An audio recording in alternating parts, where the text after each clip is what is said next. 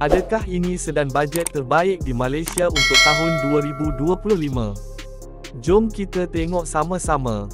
Selamat datang ke Auto Touch Malaysia, saluran pilihan anda untuk ulasan kereta terkini, teknologi otomotif, dan segalanya tentang dunia otomotif.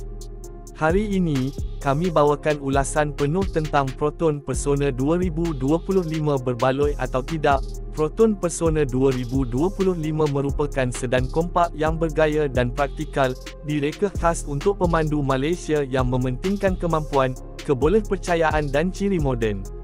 Ia hadir dalam 3 varian iaitu 1.6L Standard CVT, 1.6L Executive CVT, dan varian tertinggi 1.6L Premium CVT, masing-masing berharga RM47,800, RM53,300 dan RM58,300.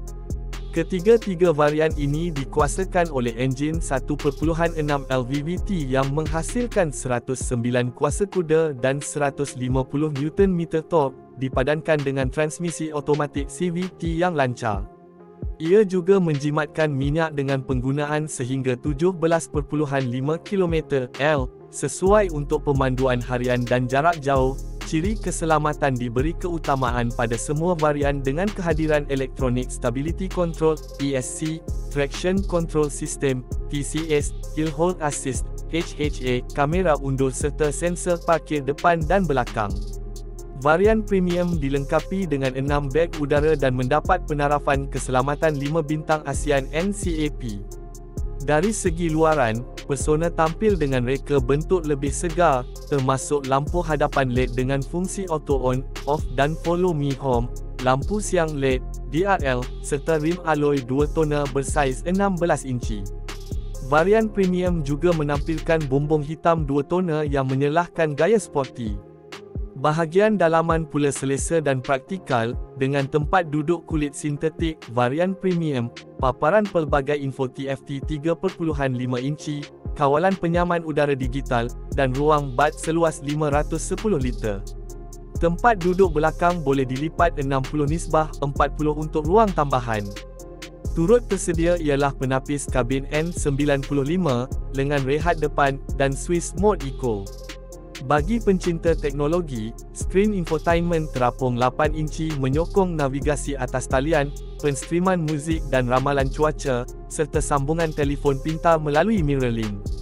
Ia juga menyokong Bluetooth, 4G, Wi-Fi dan sistem arahan suara, High Proton, untuk kawalan tingkap, aircon dan hiburan. Terdapat 6 port USB termasuk satu di belakang cermin pandang belakang khas untuk dashcam. Pilihan warna termasuk Space Grey, Rosewood Maroon, Ruby Red, Jet Grey, Armor Silver, dan Snow White.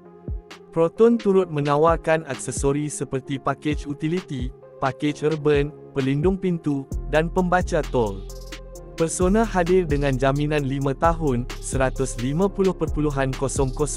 km, data percuma 5 tahun, 1 GB bulan, dan 3 servis buruh percuma, menjadikannya pilihan nilai terbaik dalam segmen sedan Malaysia.